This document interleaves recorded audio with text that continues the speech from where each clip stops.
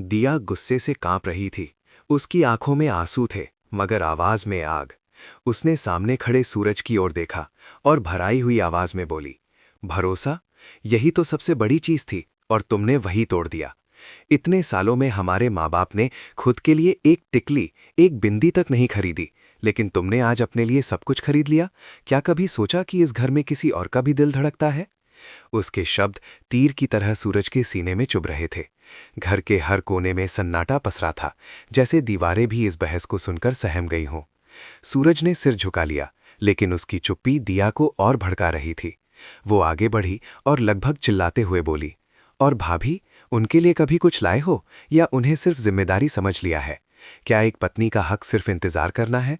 तभी माँ ने बीच में पड़ते हुए कहा, बस करो दिया, बात को इतना मत बढ़ाओ। मगर दिया की आंखों से छलकते आंसू अब रुकने वाले नहीं थे। उसने कांपती उंगलियों से अपने आंसू पोंछे और बोली, माँ, खून तो नहीं किया इसने, मगर हमारे भरोसे का खून कर दिया है, हमारी ममता को छलनी कर दिया है। कमरे में सन्नाटा और गहरा हो गया। सूरज की पत्नी अंकिता चुपचाप दरवाजे के पास खड़ी सब कुछ सुन रही थी।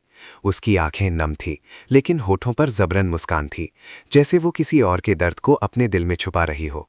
माँ ने उसे देखकर कहा, बेटा, तू जानती है ना, इस घर में तुझसे बढ़कर कुछ नहीं। लेकिन अंकिता ने हल्की सी मुस्कान के साथ सिर झुका लिया। उसके दिल में तूफान मचा था, मगर वो किसी को अपना दर्द दिखाना नहीं चाहती थी। तभी दिया ने गुस्से में कहा, बस बहुत हो गया, अब सामने मत आना, तुम्हारी शक्ल देखकर मेरा दिल और जलता है। सूरज कुछ कहना चाहता था, मगर शब्द जैसे गले में अटक गए। वो मुड़ा और बिना कुछ बोले कमरे से बाहर चला गया। पीछे से माँ की सिसकियों की आवाज आती रही और अंकिता दरवाजे पर खड़ी सब कुछ टूटते हुए देखती रही। थोड़ी देर बाद दिया ने धीमी आवाज में माँ से कहा, माँ, गणेश काका सोने के गहने लेकर आए थे भाभी के लिए, उन्हें संभाल कर रख लेना। जब सूरज का गुस्सा ठंडा होगा तब भाभी उन्हें पहनेंगी। शायद तब उन्हें लगे कि इस घर में उनका भी कोई वजूद है। माँ ने थकी हुई आंखों से दिया की ओर देखा और सिर हिला दिया, लेकिन दिल का बोझ कम नहीं हुआ। उधर दूसरे कमरे में सूरज बेचैनी से टहल रहा था। उसका सपना था विदेश जाकर नौकरी करना, अपनी पहचान बनाना। उसने खुद से कहा, अगर मैं आज ये मौका छोड़ दूं तो जिंदगी भर पछताऊंगा। लेकिन तभी उसके कानों में दिया के शब्द गूंज उठे, भरोसा तोड़ दिया। उसका दिल कांप उठा। क्या सच में उसका सपना उसकी पत्नी की खुशी से बढ़ा था? क्या 2 साल की दूरी रिश्तों को इतना कमजोर कर सकती है कि वे टूट जाएं? रात गहराती जा रही थी, मगर घर में कोई सो नहीं पा रहा था। माँ रसोई में बैठी भगवान से प्रार्थना कर रही थी कि सब कुछ ठीक हो जाए। दिया खिड़की के पास खड़ी आसमान की ओर देख रही थी, जैसे तारों से जवाब मांग रही हो। और अंकिता, वो चुपचाप अपने कमरे में बैठी शादी की तस्वीरों को देख रही थी, जहां हर मुस्कान अब अधूरी लग रही थी। उसके होठों से बस एक ही सवाल निकला, क्या मेरा इंतजार कभी खत्म होगा? उसी पल घर के बाहर हल्की हवा चली, दरवाजा चरमराया और ऐसा लगा जैसे आने वाले तूफान का संकेत दे रहा हो। रिश्तों की इस जंग में अब हर किसी को कोई ना कोई कुर्बानी देनी थी। सवाल बस इतना था, किसकी कुर्बानी सबसे भारी पड़ेगी? रात बीत गई, मगर घर में पसरा सन्नाटा अब भी वैसा ही था। सुबह की पहली किरण जब आंगन में उतरी तो ऐसा लगा जैसे वो भी इस घर की उदासी देखकर ठिठक गई हो। माँ रसोई में बैठी चूल्हे पर दूध चढ़ाए सोचों में डूबी थी। बार बार उसकी नज़र दरवाजे की ओर जाती, शायद सूरज बाहर से लौट आए और सब कुछ पहले जैसा हो जाए। लेकिन हर गुजरता पल उम्मीद को और कमज़ोर करता जा रहा था। दिया भारी कदमों से रसोई में आई और माँ से बोली, माँ, रात भर सोई नहीं तुम? माँ ने थकी मुस्कान के साथ कहा, नींद कहाँ आती है बेटी, जब दिल में आग लगी हो। दिया ने चूल्हे पर उबलते दूध को देखा और धीमी आवाज में बोली, माँ, कभी कभी लगता है कि हम सब सूरज को समझ ही नहीं पाए। वो अपने सपने के पीछे भाग रहा है, लेकिन उसे ये नहीं दिख रहा कि उसके फैसले से कितने दिल टूट रहे हैं। इसी बीच अंकिता धीरे धीरे रसोई में आई। उसके चेहरे पर थकान साफ झलक रही थी। उसने माँ के हाथ से दूध का बर्तन लेते हुए कहा, माँ, आप बैठिए, मैं कर लूँगी। माँ ने उसके सिर पर हाथ रखा और बोली, तू क्यों इतनी चुप रहती है बेटी, कुछ तो बोल, दिल हल्का कर। अंकिता ने हल्की मुस्कान के साथ कहा, अगर मैं भी बोलने लगी तो शायद ये घर संभाल नहीं पाएगा माँ। उसके शब्द सुनकर दिया की आंखें भर आईं। तभी दरवाज़ा खुला और सूरज अंदर आया। उसके चेहरे पर रात भर की बेचैनी साफ थी। उसने माँ के पैर छुए, फिर बिना किसी की ओर देखे सीधे अपने कमरे की ओर बढ़ने लगा। दिया ने उसे रोकते हुए कहा, भाग क्यों रहे हो, एक बार सामने बैठकर बात करने की हिम्मत नहीं है? सूरज रुका, गहरी सांस ली और बोला, दिया, मैं भाग नहीं रहा, मैं सिर्फ खुद को संभाल रहा हूँ। अगर अभी कुछ बोल दिया तो शायद सब और बिगड़ जाएगा। अंकिता ने हिम्मत सटाकर कहा, सूरज, तुम जाने की तैयारी कर रहे हो ये मैंने सुन लिया है, मुझे रोकना नहीं है, लेकिन एक बार ये सोच लो कि तुम्हारे जाने के बाद इस घर का क्या होगा। सूरज उसकी ओर देख भी नहीं पाया। उसकी आंखों में अपराध बोध था, मगर वो उसे छुपाने की कोशिश कर रहा था। अंकिता, ये सिर्फ 2 साल की बात है। मैं वापस आऊँगा और तब सब कुछ बदल जाएगा, उसने धीमी आवाज़ में कहा। दिया ने तंज कसते हुए कहा, सब कुछ बदल जाएगा? क्या गारंटी है? 2 साल में रिश्ते बदलते देर नहीं लगती भैया। माँ ने कांपती आवाज़ में कहा, बेटा, अभी तुम्हारी शादी को 6 महीने भी पूरे नहीं हुए। ये वक्त एक दूसरे को समझने का होता है, दूर जाने का नहीं। सूरज ने सिर झुका लिया। माँ, मेरा सपना है विदेश जाकर कुछ बड़ा करना। अगर आज पीछे हट गया तो खुद को कभी माफ़ नहीं कर पाऊंगा। कमरे में एक बार फिर खामोशी छा गई। तभी पिता अंदर आए। उनकी आंखों में चिंता और माथे पर शिकन थी। उन्होंने सबको देखा और बोले, सपने हर किसी के होते हैं सूरज, लेकिन ये भी समझ कि तेरे सपने की कीमत किसी और के आंसुओं से नहीं चुकाई जानी चाहिए। सूरज कुछ बोलना चाहता था मगर शब्द नहीं मिले। दिया आगे बढ़ी और बोली, पापा, अगर भैया नहीं रुक सकते तो क्यों ना भाभी को भी उनके साथ भेज दिया जाए। सब चौंक गए। माँ ने हैरानी से कहा, लेकिन पैसे? दिया ने धीरे से कहा, मेरी पढ़ाई के लिए जो लोन लिया गया है वही पैसे हम भैया को दे देते हैं। पिता ने तुरंत मना कर दिया, नहीं बेटी, वो पैसे तेरी पढ़ाई के लिए हैं। दिया ने आंखों में आंसू भरकर कहा, पापा, मैं नौकरी कर लूंगी, पढ़ाई बाद में हो जाएगी, लेकिन भाभी का अकेलापन कैसे सहा जाएगा। पिता कुछ देर चुप रहे, फिर गहरी सांस लेकर बोले, बेटा, इस मुश्किल का भी हल निकलेगा, हम घर गिरवी रख देंगे। ये सुनते ही सब सन्न रह गए। माँ की आंखों से आंसू बहने लगे और सूरज की सांस अटक गई। उसे पहली बार एहसास हुआ कि उसके सपने की कीमत कितनी बड़ी है।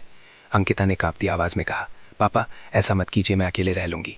लेकिन पिता ने उसके सिर पर हाथ रखते हुए कहा, नहीं बेटी, तू हमारी बेटी है, तेरी खुशी के लिए हम कुछ भी कर सकते हैं। घर में एक अजीब सा सन्नाटा छा गया। हर कोई अपनी अपनी सोच में डूबा था।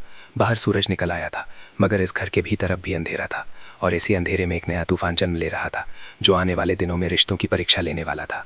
पिता के फैसले के बाद पूरा घर जैसे ठहर सा गया था। दीवारों पर टंगी तस्वीरें भी मानो सवाल कर रही थीं, क्या सच में इस घर को गिरवी रखना पड़ेगा? माँ चुपचाप पूजा के कमरे में बैठी भगवान से प्रार्थना कर रही थी। उसकी आंखों से लगातार आंसू बह रहे थे। हर माला फेरते हुए उसके होंठ कांप रहे थे। हे भगवान, मेरे बच्चों की रक्षा करना, इस घर को टूटने मत देना। दूसरी ओर अंकिता अपने कमरे में बैठी सूटकेस खोलकर देख रही थी। कपड़ों के ढेर के बीच उसकी शादी का लाल जोड़ा रखा था। उसने कांपते हाथों से उसे उठाया और सीने से लगा लिया। आंखों से आंसू टपक पड़े। मन में हजारों सवाल थे। क्या सच में उसका नया सफर इतनी जल्दी शुरू हो जाएगा? क्या वो इस घर को, इन रिश्तों को छोड़ पाएगी? तभी दिया कमरे में आई। अंकिता को रोते देख वो खुद को रोक न सकी और उसे गले लगा लिया। भाभी, मुझे माफ कर दो, दिया से सकते हुए बोली। मेरी वजह से ही सब कुछ इतना बिगड़ गया। अंकिता ने उसके सिर पर हाथ फेरते हुए कहा, नहीं दिया, गलती किसी की नहीं है, कभी कभी हालात ही इंसान को तोड़ देते हैं। दोनों देर तक एक दूसरे से लिपटी रहीं, जैसे एक दूसरे के दर्द को बांट रही हों। इसी बीच पिता ने सूरज को अपने पास बुलाया। उनके चेहरे पर कठोरता और ममता दोनों का मिश्रण था। बेटा, तू विदेश जाएगा, लेकिन एक बात याद रखना, तेरे जाने से इस घर का हर कोना सूना हो जाएगा। ये फैसला सिर्फ तेरा नहीं, पूरे परिवार का है। सूरज की आंखें भर आईं। पहली बार उसे एहसास हुआ कि उसके सपने की कीमत सिर्फ पैसों में नहीं, रिश्तों में भी चुकानी पड़ेगी। उसने धीमी आवाज में कहा, पापा, मैं आप सबको निराश नहीं करूंगा। दिया ने पिता के पास आकर कहा, पापा, आपने मेरे लिए इतना बड़ा फैसला लिया है, मैं इसे कभी नहीं भूलूंगी। पिता ने मुस्कुराकर कहा, बेटा, तेरी कुर्बानी पर मुझे गर्व है। माँ ने आकर दोनों बच्चों को गले लगा लिया। उस पल पूरे घर में आंसुओं और सिसकियों की आवाज़ गूंज उठी। शाम होते होते घर में हलचल बढ़ गई। रिश्तेदार आने लगे, कोई समझाने, कोई सहानुभूति जताने, लेकिन हर चेहरे पर चिंता साफ थी। तभी अचानक पड़ोस की बूढ़ी काकी आईं और माँ से फुसफुसा कर बोली, बहू को विदेश भेजना ठीक नहीं, वहाँ के हालात अच्छे नहीं होते। माँ का दिल और कांप उठा। क्या सच में वो अपनी बहू को खतरे में डाल रही थी? रात को खाने की मेज़ पर सब साथ बैठे, मगर किसी के मुंह से निवाला नहीं उतर रहा था। सूरज बार बार अंकिता की ओर देखता, जैसे उसकी आंखों में अपनी गलती ढूंढ रहा हो। अंकिता ने चुप्पी तोड़ते हुए कहा, सूरज, वादा करो कि वहाँ जाकर खुद को संभालोगे और रोज़ फ़ोन करोगे। सूरज ने सिर हिलाया, वादा। लेकिन उसके दिल में एक अनजाना डर घर कर गया था। क्या वो इस दूरी को सह पाएगा? अगली सुबह घर गिरवी रखने के कागजात पर दस्तखत होने थे। माँ रात भर सो नहीं पाई। हर पल उसे लगता रहा कि कोई अनहोनी होने वाली है। सुबह जैसे ही सब लोग बाहर निकलने की तैयारी करने लगे, तभी पिता को चक्कर आया और वे गिर पड़े। पूरे घर में अफरा तफरी मच गई। माँ चिल्लाई, बाबूजी। दिया और सूरज दौड़कर उनके पास पहुंचे। अंकिता घबराकर पानी लेने भागी। पिता को तुरंत अस्पताल ले जाया गया। डॉक्टर ने बताया कि ज़्यादा तनाव और ब्लड प्रेशर बढ़ने की वजह से ये हुआ है। माँ की हालत और बिगड़ गई। सूरज खुद को दोषी मानने लगा। अस्पताल के बाहर बैठा वो फूट फूट कर रो पड़ा। अगर मेरे फैसले की वजह से पापा को कुछ हो गया तो मैं खुद को कभी माफ़ नहीं कर पाऊंगा। अंकिता ने उसका हाथ थामते हुए कहा, हिम्मत रखो, सब ठीक हो जाएगा। लेकिन उसके अपने दिल में भी डर समाया हुआ था। अस्पताल की ठंडी दीवारों के बीच बैठे इस परिवार को पहली बार एहसास हुआ कि जिंदगी कितनी नाजुक है और रिश्ते कितने कीमती। डॉक्टर के कमरे से निकलते ही माँ ने कांपती आवाज़ में पूछा, डॉक्टर साहब, मेरे पति ठीक तो हो जाएंगे ना? डॉक्टर ने सांत्वना देते हुए कहा, फिलहाल खतरा टल गया है, लेकिन उन्हें बहुत आराम चाहिए। सबने राहत की सांस ली, मगर इस घटना ने पूरे परिवार को अंदर तक हिला दिया था। अस्पताल की खिड़की से बाहर देखते हुए दिया ने मन ही मन सोचा, क्या ये सब किसी बड़े तूफान का संकेत है? क्या आने वाले दिनों में इससे भी बड़ा इम्तिहान उनका इंतजार कर रहा है? अस्पताल से घर लौटते समय पूरे परिवार पर जैसे पहाड़ टूट पड़ा था। एम्बुलेंस की आवाज़ अब भी माँ के कानों में गूंज रही थी। पिता की हालत स्थिर थी, लेकिन डॉक्टर ने साफ कह दिया था कि अब उन्हें किसी भी तरह का तनाव नहीं दिया जा सकता। घर पहुंचते ही माँ ने सबसे पहले पूजा का दिया जलाया और भगवान के आगे हाथ जोड़कर फूट फूट कर रो पड़ी। दिया उनके पास बैठ गई और उनका सिर अपने कंधे पर रख लिया। पूरे घर में एक अजीब सी खामोशी थी, मानो हर दीवार उस दर्द को अपने भीतर समेट रही हो। सूरज चुपचाप अपने कमरे में बैठा था। उसका दिल बोझिल हो चुका था। उसे बार बार पिता का बेहोश चेहरा याद आ रहा था। उसकी आंखों के सामने एक ही सवाल घूम रहा था, क्या सच में उसका सपना इतना बड़ा है कि वो अपनों की जान को दांव पर लगा दे? वो खुद से लड़ रहा था। तभी अंकिता कमरे में आई। उसने बिना कुछ कहे सूरज के पास बैठकर उसका हाथ थाम लिया। सूरज ने पहली बार उसकी ओर देखा। उसकी आंखों में डर भी था, दर्द भी और एक अनकहा भरोसा भी। सूरज, अंकिता ने धीरे से कहा, अगर तुम चाहो तो हम अभी भी फैसला बदल सकते हैं। सूरज ने गहरी सांस ली। नहीं अंकिता, अब पीछे हटना कायरता होगी, लेकिन मैं वादा करता हूं, वहां जाकर हर पल तुम्हारे बारे में सोचूंगा। अंकिता की आंखों में आंसू झलक आए, लेकिन उसने खुद को संभाल लिया। मुझे तुम पर भरोसा है, बस इतना कहकर वो बाहर चली गई। उधर दिया पापा के पास बैठी उनकी दवाइयां समय पर दे रही थी। माँ बार बार भगवान से प्रार्थना कर रही थी कि सब कुछ ठीक हो जाए। शाम तक घर में रिश्तेदारों का आना जाना लगा रहा। कोई सहानुभूति जता रहा था, कोई सलाह दे रहा था, तो कोई ताने मार रहा था। माँ हर किसी की बात सुनकर और टूटती जा रही थी। अगले दिन सुबह सुबह घर में हलचल शुरू हो गई। सूरज के जाने की तैयारियां तेज हो गई थीं।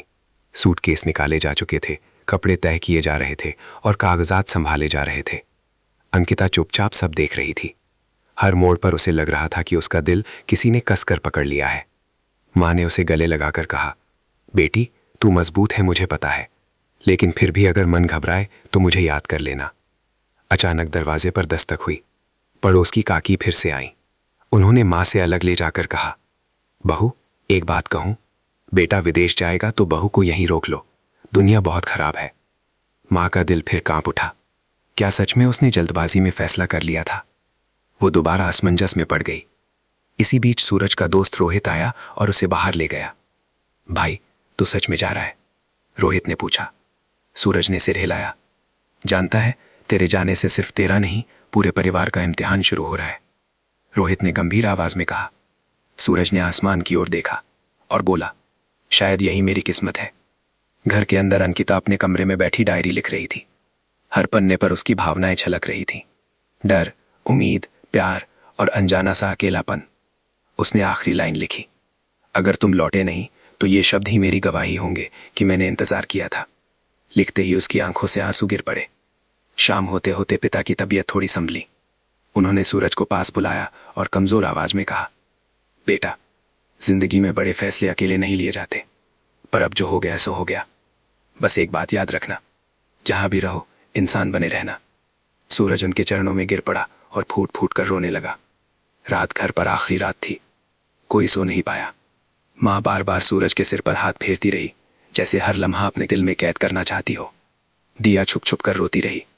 अंकिता छत पर जाकर चांद को देखती रही, जैसे उससे अपने सवालों के जवाब मांग रही हो। सुबह की पहली किरण के साथ घर के बाहर गाड़ी आ खड़ी हुई। सबकी सांसें थम गईं। विदाई का समय आ चुका था। माँ ने सूरज को तिलक लगाया। पिता ने कांपते हाथों से उसे आशीर्वाद दिया। दिया उससे लिपट कर रो पड़ी और अंकिता, वो बस खड़ी उसे देखती रही, जैसे उसकी आंखें उसे हमेशा के लिए अपने भीतर उतार लेना चाहती हूँ। गाड़ी चल पड़ी। धूल का गुबार उठा और सूरज धीरे धीरे आंखों से ओझल हो गया। उस पल अंकिता के दिल में एक अजीब सा सन्नाटा भर गया। उसे लगा जैसे उसकी जिंदगी का एक बड़ा हिस्सा उससे दूर चला गया हो, और इसी सन्नाटे में एक नया दर्द जन्म ले रहा था। क्या ये दूरी उन्हें और करीब लाएगी या हमेशा के लिए अलग कर देगी? सूरज के जाने के बाद घर जैसे वीरान हो गया था। सुबह की धूप अब भी वहीं थी, लेकिन उसकी गर्माहट में पहले जैसी मिठास नहीं रही। माँ पूजा के कमरे में बैठकर घंटों भगवान से बातें करती रहती। पिता चुपचाप अखबार पढ़ते हुए बार बार चश्मा उतार देते ताकि किसी को उनकी नम आंखें न दिखें। दिया ने खुद को पढ़ाई और घर के कामों में झोंक दिया, लेकिन मन बार बार भाभी की ओर चला जाता। अंकिता की जिंदगी मानो एक लंबे इंतजार में बदल गई थी। हर सुबह वो सूरज की आवाज सुनने के लिए फोन की स्क्रीन घूरती रहती और हर रात उसके मैसेज पढ़कर खुद को समझाती कि ये दूरी अस्थायी है। मगर धीरे धीरे सूरज के फोन कम होने लगे। पहले रोज, फिर 2 दिन में एक बार और फिर हफ्ते में एक बार। अंकिता के दिल में एक अनजाना डर पनपने लगा। एक शाम अचानक फोन बजा। स्क्रीन पर सूरज का नाम चमक रहा था। अंकिता ने कांपते हाथों से कॉल उठाई। उधर से सूरज की आवाज थकी हुई थी। अंकिता, यहां सब ठीक नहीं चल रहा। अंकिता का दिल थक से रह गया। क्या हुआ? उसने घबरा कर पूछा। सूरज कुछ पल चुप रहा, फिर बोला, कंपनी में छटनी हो रही है, मेरी नौकरी खतरे में है। ये सुनते ही अंकिता के पैरों तले जमीन खिसक गई। उसने खुद को संभालते हुए कहा, घबराओ मत, सब ठीक हो जाएगा। लेकिन फोन कटते ही उसके आंसू फूट पड़े। उसने किसी को कुछ नहीं बताया, बस रात भर तक ये में मुंह छुपाकर रोती रही। कुछ दिन बाद सूरज का फोन फिर आया। इस बार उसकी आवाज और भारी थी। अंकिता, मुझे यहां से निकाल दिया गया है। ये शब्द सुनते ही अंकिता सन रह गई। कुछ समझ नहीं आया कि क्या कहे। उधर से सूरज बोलता रहा, मेरे पास अब ज्यादा पैसे नहीं बचे, शायद मुझे वापस आना पड़े। फोन कटते ही अंकिता की आंखों के सामने अंधेरा छा गया। उधर घर में हालात भी बिगड़ रहे थे। पिता की तबीयत फिर से खराब रहने लगी थी। माँ की चिंता दोगुनी हो गई थी। घर गिरवी रखने की तारीख नजदीक आ रही थी। दिया ने पापा से कहा, पापा, अब घर गिरवी रखने की जरूरत नहीं पड़ेगी। पिता चौंक गए। कैसे? दिया ने गहरी सांस ली। मैंने पार्ट टाइम नौकरी शुरू कर दी है और कुछ स्कॉलरशिप के लिए अप्लाई किया है। लेकिन इसी बीच एक दिन डाकिया एक चिट्ठी देकर गया। वो बैंक की नोटिस थी। अगर समय पर पैसे जमा नहीं हुए तो घर नीलाम हो सकता था। माँ के हाथ कांपने लगे। पिता की आंखों में फिर वही पुराना डर लौट आया। अंकिता सब कुछ देख रही थी। उसे लगा जैसे इस पूरे तूफान की जड़ वही है। उसी रात उसने एक बड़ा फैसला कर लिया। उसने चुपचाप अपने सारे गहने और शादी के तोहफे एक थैली में रखे और अगले दिन सुबह बैंक पहुंच गई। उसने सब गिरवी रखकर पैसे जमा कर दिए। जब घर लौटी और ये बात सबको बताई तो माँ फूट फूट कर रो पड़ी। तूने ये क्या कर दिया बेटी? अंकिता ने शांत आवाज में कहा, माँ, ये घर मेरा भी है। अगर इसे बचाने के लिए मुझे अपना सब कुछ भी देना पड़े तो मुझे कोई अफसोस नहीं। उसी वक्त सूरज का फोन आया। अंकिता ने कांपते हाथों से कॉल उठाई। मैं लौट रहा हूँ, सूरज ने कहा। यह सुनते ही अंकिता की आंखों से आंसू बहने लगे, लेकिन इस बार राहत के थे। घर संभाल लेना, मैं जल्द आ रहा हूँ, कहते हुए फोन कट गया। कुछ हफ्तों बाद सूरज घर लौटा। दरवाजे पर उसे देखकर माँ की आंखों से आंसू बह निकले। पिता ने कांपते हाथों से उसे गले लगाया। दिया खुशी से उछल पड़ी, लेकिन सूरज की नज़र जैसे ही अंकिता पर पड़ी उसका दिल भर आया। उसने आगे बढ़कर उसके पैर छू लिए। मुझे माफ़ कर दो, वो फूट फूट कर रो पड़ा। मैं अपने सपने के पीछे इतना अंधा हो गया कि तुम्हारी कुर्बानी नहीं देख पाया। अंकिता ने उसे उठाकर गले लगा लिया। सपने देखना गलत नहीं है सूरज, बस उन्हें पूरा करते वक्त अपनों को मत भूलना। उस दिन पूरे घर में एक नई रोशनी फैल गई। रिश्तों की दीवारें जो टूटने वाली थीं फिर से मजबूत हो गईं। सबने सीखा कि असली खुशी सपनों में नहीं बल्कि अपनों के साथ मुस्कुराने में है।